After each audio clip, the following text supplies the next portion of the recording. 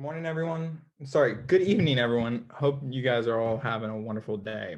Um, my name is Andrew Scott Williams. Some people in the group know me as Scotty. My sponsor is Professor Jeffrey Hanlon, and my project looked at water usage and allocation in the Jordan River Basin.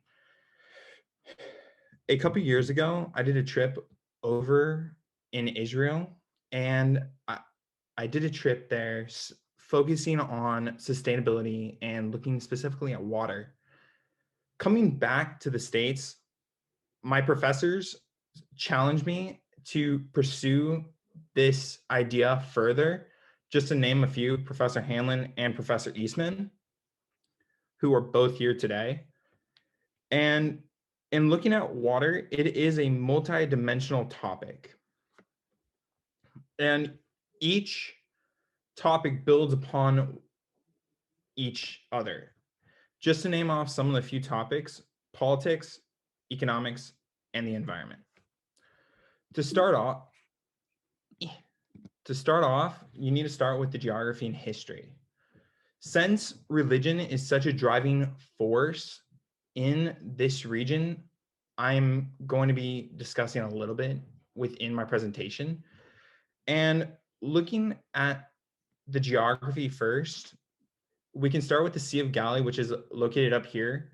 It is a reservoir, but it's famously known in the Christian Bible for being where Jesus walked on water and for where he gave his sermon on the mount. Hold up.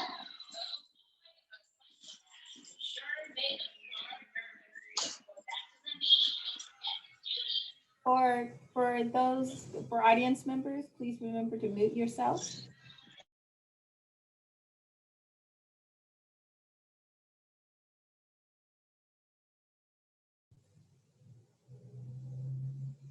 Andrew, you need to unmute yourself. Thank you. No. So moving our way down, you can look at the Jordan River, and the Jordan River water is actually used for agricultural needs within the basin itself. And it's famously known in the Christian Bible for where Jesus was baptized. Moving down to the Dead Sea is a sump. And the defining of a sump is where water collects, and the only way it can escape is through evaporation. The Dead Sea is famously known for the findings by archaeologists for the Dead Sea Scrolls. The Dead Sea Scrolls are famous because they support the factual evidence that was stated in the New and I believe the Old Testament. But moving on to the problem, we look at the Dead Sea as an indicator. And while evaporation is the only natural way for the water to be removed from the body of water, there are two anthropogenic ways, and the first one is mining. And in mining, water is extracted for the goal of minerals within it to be used for fertilizer. The second way is through diversion, and diversion starts up in the Sea of Galilee. And as you move your way down to the Jordan River, it's reduced to a trickle because of the diversion of water. And the diversion of water is where water is moved from a source of water, from the main source of water to urban clusters like Haifa, Tel Aviv, and Jerusalem. Moving from there, looking at overpopulation is a major piece and an element I want to address. Most of the population clusters are actually found around the Jordan Basin, specifically near the Sea of Galilee, which is like right around here, and the Jordan River, which is here. The Dead Sea is right around here. Moving over and looking at Jordan specifically, Jordan's population is suffering greatly because they don't have the access to water as Israel does. And looking at that, Jordan specifically only has high cluster populations around the Jordan Basin itself and near the Red Sea. In supporting their population, they also have a concern of Syrian refugees, which makes up around 18% of the total population. So that is another key factor. In the way water is used, approximately 58% is used for agricultural purposes. To give you a visual understanding of the problem, here's a diagram from a satellite image from 39 years. Back in 72, you can see that it was one body of water, and in 2011, it was separated in two bodies.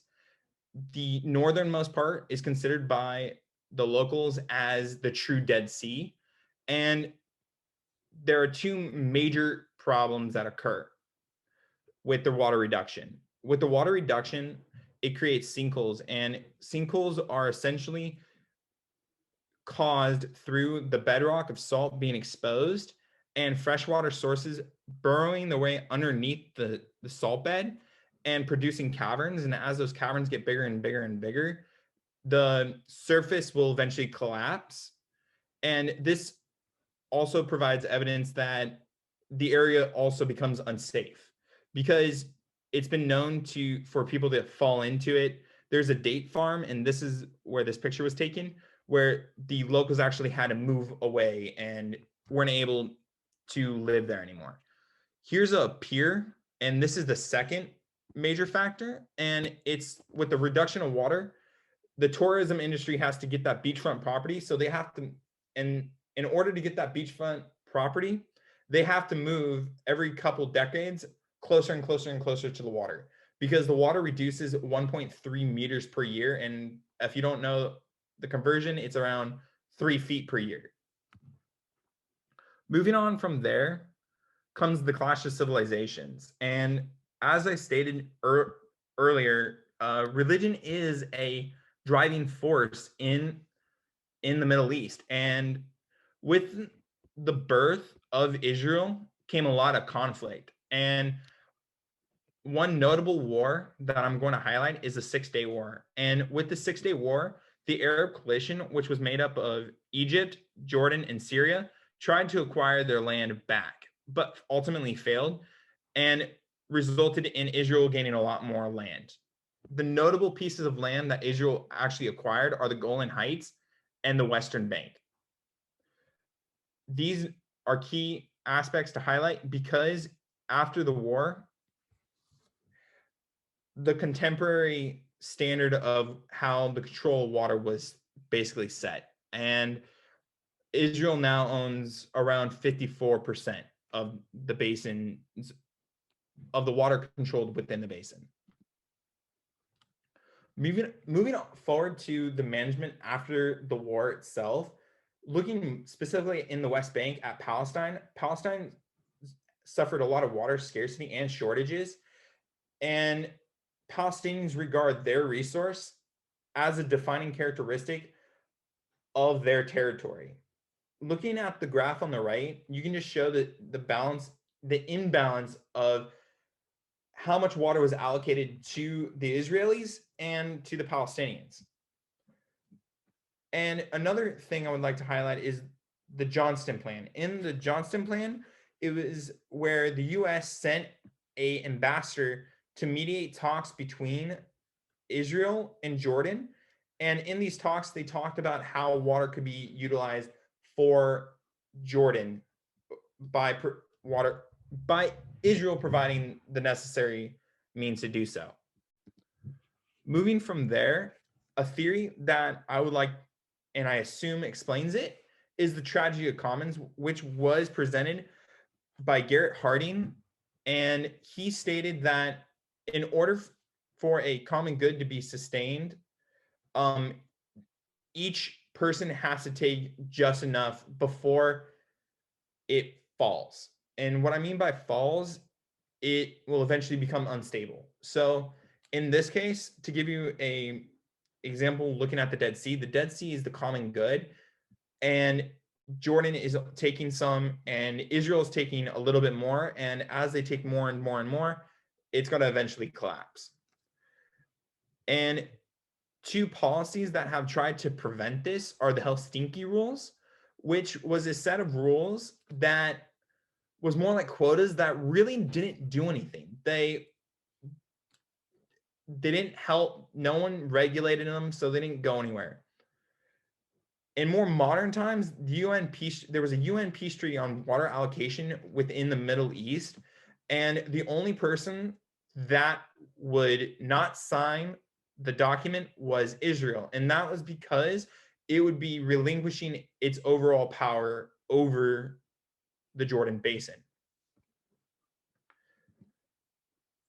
So some technological solutions that Israel has implemented within its society are desalination plants, which are found in the Mediterranean, and in the lower half, which is found right here, is the Red Sea.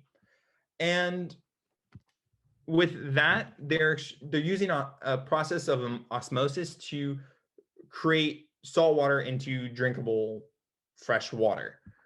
Another way they've found solutions was through hydroponics, and through hydroponics, they are using less water to produce more agriculture. And with the financial state of the Middle East, Israel is the only one that has the capabilities of doing this. Jordan itself is the 10th most water-stricken country in the world. So, and it's bankrupt appropriately. So a feasibility study was done, and after the feasibility study, the World Bank proposed that the Red Dead Canal would be developed. And the Red Dead Canal was a idea that they would connect the two seas, the Red Sea and the Dead Sea, through a pipeline, canal, and tunnel, and it would provide water to the Dead Sea and provide water to the cities and urban clusters in Jordan.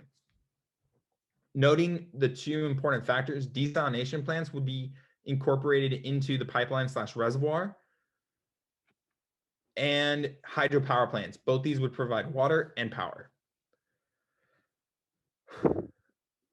The pros and cons to this are, the major pro I see is that water would be given, and it would be drinkable water to the Jordanians. But with that solution, there are negatives, and the negatives can be seen in the Dead Sea. And looking at the Dead Sea, the problems that they're going to face are large algae blooms, because with the introduction of different salinities, algae develops, and it is predicted it would turn it a scarlet red. And if you want to quote this from biblical times, it is like when Moses turned the Nile blood red. And some take-home points are that water usage and water scarcity are a multi-dimensional topic. And just to name a few of the topics that were covered, the historical aspect was driven mainly by religion and the dynamic of how religion played a role. The economics is, all the countries are trying to become better and provide more economic growth. So they're going to extract more in order to produce more. Environmentally, we can see the sinkholes, pollution, and the overall reduction in water within the basin. Politics, no one agrees at all. And this can be the one solution that has been provided, but hasn't been pursued due to the financial integrity of it, is the Red Dead Canal. For us to come up with a solution within the Middle East, it must address all the aspects that are found in the multidimensional topic, And that's where I'm going to leave you guys to kind of think about what kind of solutions could you come up with. thank you for listening to my presentation, and I hope you enjoyed it.